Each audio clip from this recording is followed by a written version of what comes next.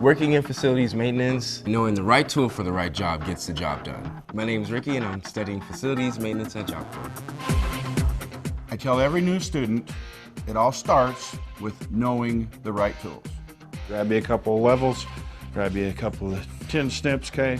Grab your toolbox and meet me out here. Facility maintenance is like all the trades put together, like HVAC, electrical, plumbing, carpentry, solar, weatherization. And all of those basically require different tools. From hand tools to power tools. There are a lot of opportunities in the field of facilities maintenance. If there's electrical, I know how to wire.